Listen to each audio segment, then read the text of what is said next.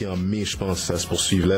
C'est vrai. En même temps, de notre côté, on dirait que c'est de la propagande aussi. Mais il y a deux perceptions par rapport à ça. Donc, exact. C'est fucked up. Soit c'est vrai, ou soit c'est un essai de manipulation pour hypnotiser le monde, pour pas qu'ils font qu'est-ce qu'ils ont à faire. Exact. C'est ça. Il faut voir les affaires, il faut en prendre puis en laisser. Exact. Les deux côtés de la médaille, finalement. Au niveau des tracks, ok, on sait que ça fait 8 ans, vous n'avez pas sorti quelque chose et tout. Mais on a sorti Bénis Légal entre-temps en 2006. Est-ce que vos textes sont plus matures et de quoi vous parlez en tant que tel? Yo, comme on disait l'autre fois, là, on pense vraiment que ça c'est notre meilleur album, mon gars. Comme jamais fait, notre meilleur accomplissement, mais dans tout le sens du mot, mon gars. Vraiment du début à la fin. C'est actuel. C'est pas nécessairement plus mature, c'est juste plus actuel. C'est maintenant comment on voit les choses, puis après rétrospective de tout le début, tout le cheminement. Comme cet album-là rassemble tous les albums aussi. Ça fait vraiment la boucle. Exact. Ça revient au début. C'est ça, là. Pour de vrai, on peut pas être plus fort que comme on est maintenant. Pour de vrai, mon gars, c'est tellement vrai.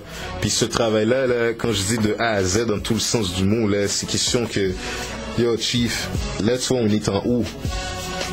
Yo, on a fini de faire ça, là. C'est âgé, avant-hier, c'est fuck up. On est tombé sur la date, là. On est arrivé sur la date. La date est calculée. Rush time à la fin, là. C'est rush, là.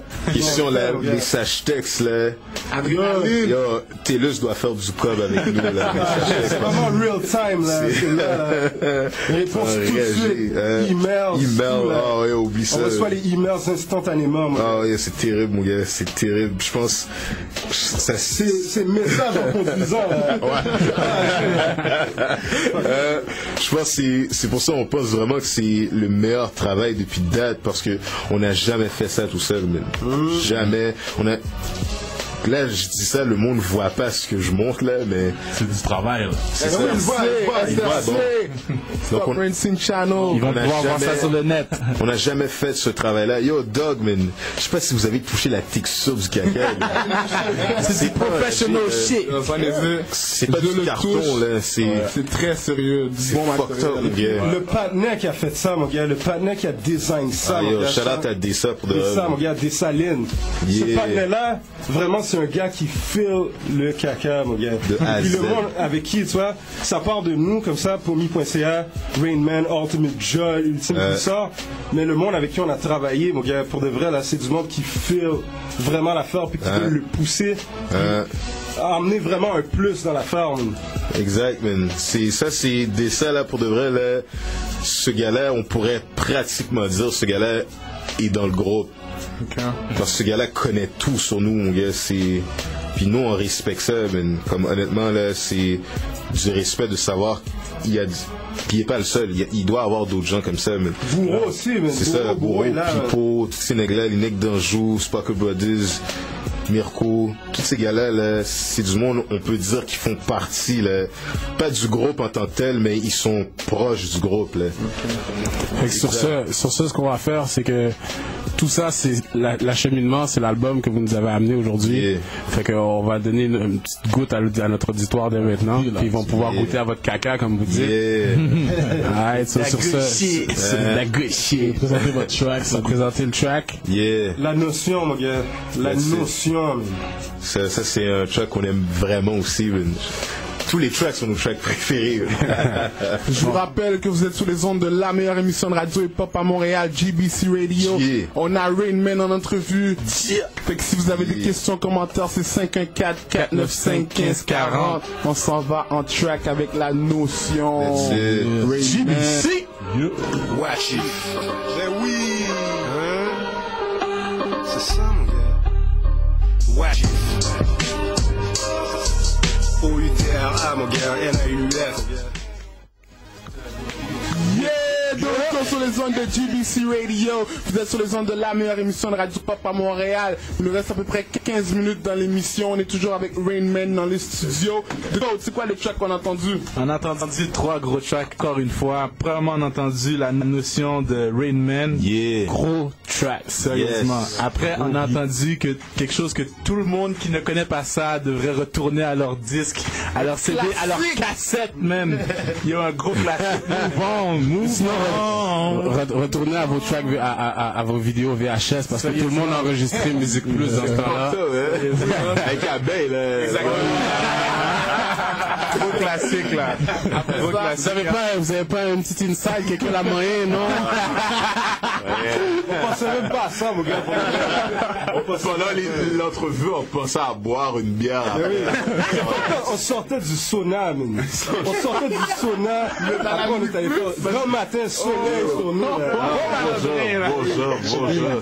Je le sens. Et en dernier, on a entendu J7 In My Ride. Yes! So, on va rentrer un peu plus sur des questions au niveau de l'album. Donc, est-ce qu'il y a peut-être des shows qui s'en viennent, ou est-ce qu'il y a une tournée, quelque chose? Est-ce que vous avez établi un plan d'affaires et tout? Pas encore, ça c'est une chose justement qu'il va falloir qu'on se mette dessus là. Mais je viens de rencontrer un panel là tout à l'heure là justement, le panel de Metazone. Puis il me dit comme ça que il devrait faire une affaire en septembre. Donc shout-out à lui en passant. Donc on devrait sûrement faire un show en septembre. Ça devrait être... En tout cas, je vais pas trop parler, mais il m'a dit qu'il devrait avoir quelque chose. Donc on devrait faire une forme d'association pour faire ce show-là. Mais ouais, ça c'est vraiment quelque chose qu'il va falloir se mettre là-dessus, tourner à travers le Québec, checker du monde, tout ça. Bien relax. Ça, quand je regarde le cover, quand j'écoute un track comme Move On, ça m'amène une autre question. Tu sais, il y a beaucoup de personnes qui disent que vous n'étiez pas présent pendant 8 ans, mais vous avez fait Armageddon, après vous avez fait Business Legal, vous avez fait Ultimate Joel. Est-ce que pour vous c'était une évolution, c'était step by step qui a amené à ça, ou à partir du 1er janvier tout a changé puis... Non, mais c'est ça, comme Neuf disait alors, c'est 8 années justement qui sont sur cet album-là. Donc c'est 8 années de travail qu'on a bien réfléchi à ça. Depuis le 777, depuis le mixtape Ultimate Joel, que le monde comme l'album Business Legal, il y avait des critiques mitigées là. Depuis ce temps-là qu'on se dit que le 888 il allait avoir quelque chose. Ça on s'était donné un objectif. En novembre, on a enregistré le track qui s'appelle Malsain chez Infrared Studios. Et puis dès janvier, comme on disait tout à l'heure, on s'est dit bon là c'est de genoux coming back là. L'album doit sortir le 888. Il faut qu'il sorte le 888. On l'a dit auparavant. Donc là, on a enregistré un track qui est solide, let's go, on y va, mais on fait d'autres tracks et puis ça va résulter à ça. Et puis regarde, aujourd'hui on est là. Mais... Au niveau des featuring, est-ce qu'il y a des featuring sur l'album? Quels sont-ils? Sinon, lesquels que vous aimeriez avoir éventuellement, avec qui vous aimeriez travailler? Ou... Et ça, là, mon gars, pour de vrai, ça c'est featuring. C'est toujours la même chose. C'est pas nécessairement que on veut pas encraser, c'est juste les circonstances amènent qu'il y en a pas. C'est comme ça. C'est pour de vrai. Nous, on sait qu'on va être là. C'est ça, on peut pas vraiment compter sur personne. Puis ça amène des complications aussi pour les featuring. Donc c'est ça, malgré que l'idée est là, tout ça, on sait, on écoute comme ça les autres tracks. Quand même, nous on est là, on sait qu'on est là quand il faut être là, puis on sort l'album. Même les featuring, c'est nos necks, that's it. C'est correct comme ça. C'est l'album, c'est ça, c'est les mêmes necks qu'on retrouvait sur le premier album là, il y a 10 ans là, dont je parle de Arsenal, je parle de Bourreau. Après les autres featuring, c'est les gars qu'on retrouvait sur Business Legal, donc Sparker Brothers, People, Peeps.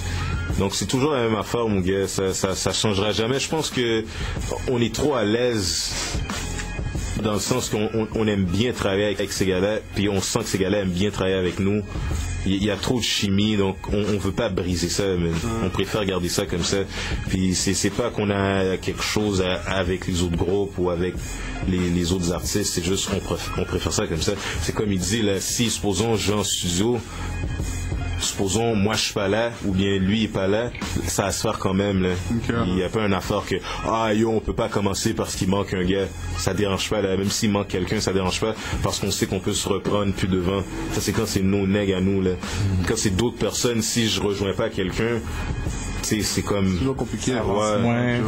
Malgré que tu vois, je vais te dire un insight justement, on était supposé de faire un track avec Connaisseur justement pour cet album là, mais Mais je pense notre travail nous a pas permis, son travail de lui de son côté, notre travail de lui de malgré notre que l'intention était là. L'intention était là, il y avait lui puis Sadik aussi qu'on voulait checker sur l'album.